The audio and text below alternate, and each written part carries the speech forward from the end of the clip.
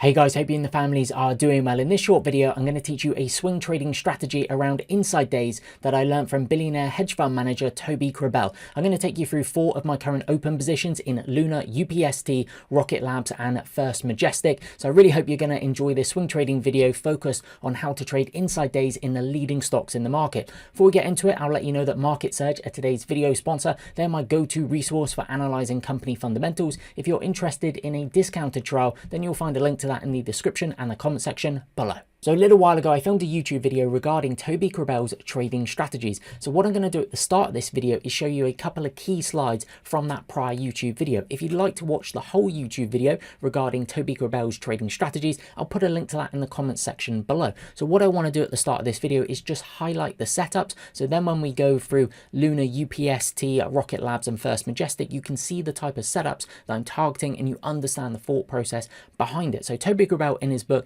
Day Trading with Short-Term Price Patterns and Opening Range Breakout, talks about these setups extensively: the NR4, the NR7. NR just means narrow range, and then the 2-bar narrow range and 3-bar narrow range. Don't worry if you don't know what those definitions are, that's what we're going to do now. So I like looking for narrow ranges, I like looking for inside days, which Toby Crabel will refer to as NR, NR4s and NR7s, and 2-bar and 3-bar NR. So what is an NR4? Well, an NR4 is the narrowest daily range relative to the previous 3 days daily ranges compared individually. Daily ranges compared individually. The NR7, a day with a daily range that is narrower than the previous 6 days daily ranges compared individually. Try and say that 10 times quickly. So these are some of the type of setups and just graphical things that I've made there so you can visually see what it looks like in NR4 and NR7. And then actually my preferred ones are 2-bar and 3-bar NRs. So if you're used to trading kind of flags, wedges, VCPs, Darvis boxes, this may look a little bit more familiar to you.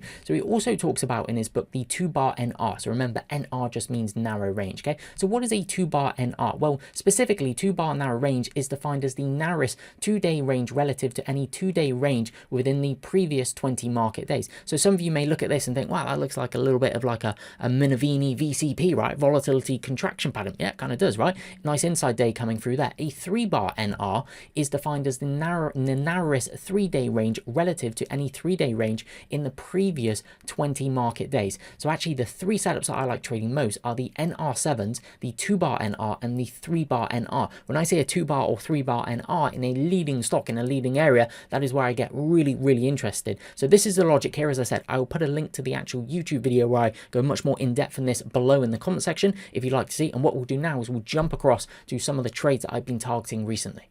So here's some of my recent trades, and at the time of filming this video, I still have a long position in each of them, being Luna, UPST, Rocket Lab and First Majestic Silver. Now each trade for me has 4 distinct parts. That's going to be number 1, how do you identify the trade? Number 2, how do you control the risk to create an asymmetric risk versus reward trading opportunity? Number 3, how do you mitigate the risk to free roll the trade and be break even on it? And then number 4 is what are the selling rules, selling guidelines that you are using to optimize profits? So that's how this video is going to flow. We're going to start off with the identification, then the controlling risk, then the risk mitigation, and then into the optimizing profits. So selling rules and selling guidelines that I look to follow. So in terms of the identification, what you'll see is each of the bars before I'm targeting the entry, this is a daily chart for all of them, each of the bars before the entry candlestick is an inside day. I really like looking for inside days in the leading stocks. So this is what I learned a lot from Toby Crabel, looking for the narrow ranges, looking for the inside days. Why? Because the market moves from periods of contraction to expansion.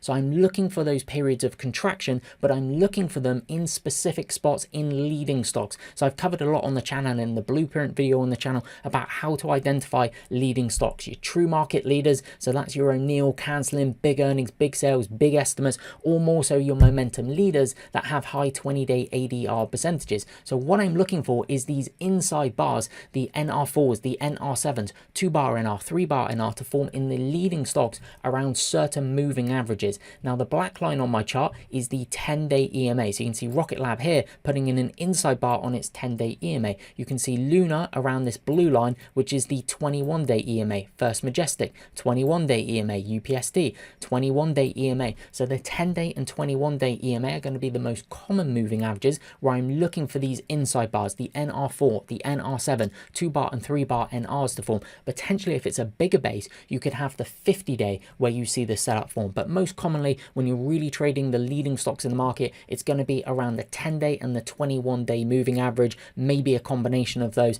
as you can see with Luna, 10-day, 21-day right there, UPST, 10-day, 21-day, First Majestic Silver, 10-day, 21-day, whereas Rocket Lab, extremely strong, just inside bar around its 10-day EMA, but you can see previously down here, really nice inside bar on the 10-day and 21-day EMA. So that's the location in which I'm looking for the NR4, the NR7, 2-bar, 3-bar NR around 10-day, 21-day EMAs most commonly. Now, what I like to do in terms of then targeting it is target through the high of the inside bar. Now, I just refer to these as trigger bars. That's the trigger in which I'm looking to do something. So trigger bars for me, it just works my definition, but oftentimes trigger bars are tight, low volume inside bars sitting around one or more key daily moving averages. Doesn't necessarily have to be an inside bar, but I think inside bars make it all the more better. So what I'm looking for then is to target it through the high and place my stop loss underneath the low. Now, given the fact that it's an inside bar often means the daily range of that candlestick is pretty tight. So I'm then thinking about initial risk relative to the stock's 20-day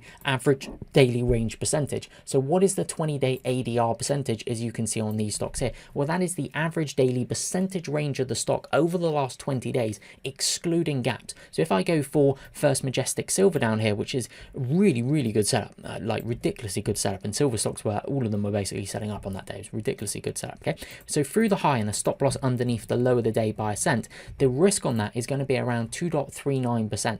Now, the 20-day ADR percentage is slightly different because of the expansive move that First Majestic's had, but if we just say that at the time it was 4.61%, so the average daily range of First Majestic, I know it's not, but just for illustration purposes here, let's say on this bar here it was 4.61%. Well, now I've got an initial stop loss of 2.39% relative to a 4.61% 20-day ADR percentage. If you want to get that on your charts, then just go into TradingView, type in ADR percentage, and you'll be able to find it. I use one by Arma Schluckler. Okay, so this here, nice tight candlesticks means you can get tight risk on just an average basis. Okay, if you're swing trading off the daily chart and you've got a 2%, 3% stop loss and you're targeting it through the high underneath the low, if you've been trading a little while, you know that's a pretty tight stop loss if it begins with a 2, such as First Majestic here. Now, granted, you're going to get a little bit of slippage, but I like to keep my initial stop loss relative to the 20-day ADR percentage half to 2/3 when I'm looking for these specific bars, which I refer to as trigger bars. Again, that can be an NR7, 2-bar, 3-bar NRs. Okay, so it's just a nice metric for gauging risk against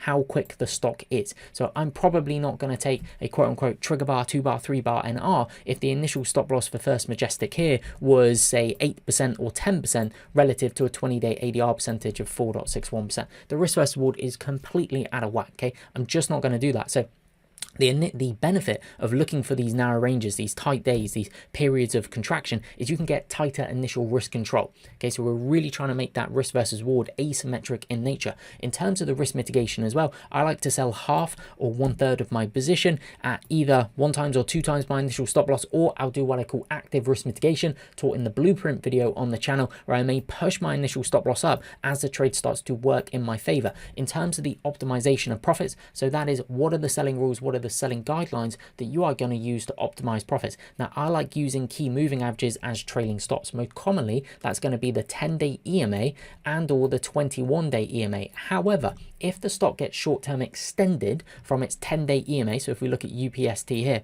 what I'll do is adjust my stop loss on all or part of the position, depends how extended it is, to the low of the day. So UPST, right, I'm in it here, it's rocking and rolling, has a big up day here, and I'm thinking, okay, short-term a little bit extended, running into the base highs. Okay, what's going to happen? And then on this day here, it just pushes out huge relative volume coming through on it as well. This bar here, it is extended from the 10-day EMA. So rather than go, okay, I'm going to use the 50 as a trailing stop and potentially give back a load of profits, I actually know that when UPST starts breaking these key moving averages, okay, that is usually the gig is up for these kind of stocks. It can then have a pretty big pullback. We talk about that on my platform, the stocks character, analyzing the stocks character. But what I'll do is just move my stop loss to the daily low, and I call it choking off the trade, choking off part of the position by doing that. So sometimes I can go in thinking, yeah, I'm going to try and ride the 10-day and ride the 21-day. However, things change when you're in a trade. Okay, Luna over here, really nice shakeout demand tail if you've been following the channel for a little while, off the 21-day EMA. Up here, the stock is ridiculously extended.